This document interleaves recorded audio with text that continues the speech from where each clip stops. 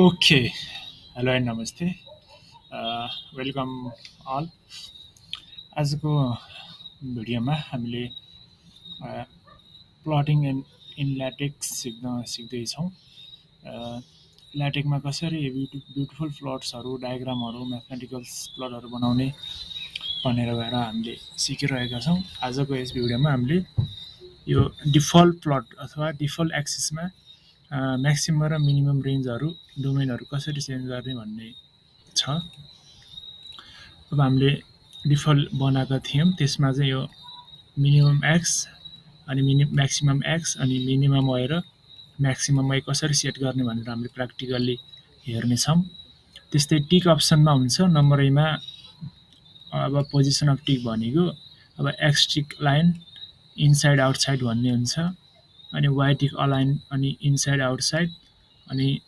Z टिक align inside outside अब त्यो x why जेडमा भएको टिकलाई चाहिँ कहाँ देखाउने भन्ने कुरो हो यो त्यस्तै हाम्रो टिक डिस्टेन्स पनि हुन्छ त्यसमा अब टिकको त्यो डिस्टेन्स कति राख्ने भन्ने कुरो हो जस्तै एक्टिक डिस्टेन्स भन्ने हुन्छ त्यसको भ्यालु दिने अनि वाइ टिक डिस्टेन्स त्यसको पनि भ्यालु दिन सकिन्छ अनि जेड टिक डिस्टेन्स त्यसको पनि भ्यालु दिइन्छ फर इक्जाम्पल यसमा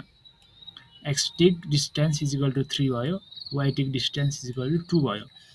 अब यसले हामीले ल्याटेकमा प्र्याक्टिकल्ली गरेर हेरौँ के आउँदो रहेछ म ल्याटेक टेक स्टुडियो सफ्टवेयरमा आएको छु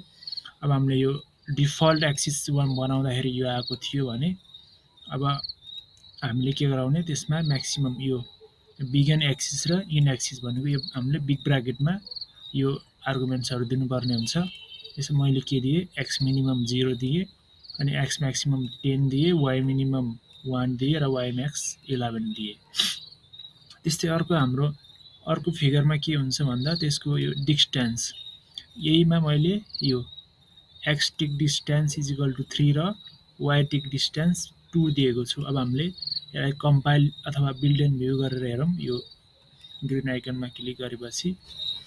हाम्रो कस्तो फिगर आउँछ हामीले कम्पेयर गर्न सकिन्छ यसरी यसले हामीले लाइन छोड्न पनि सकिन्छ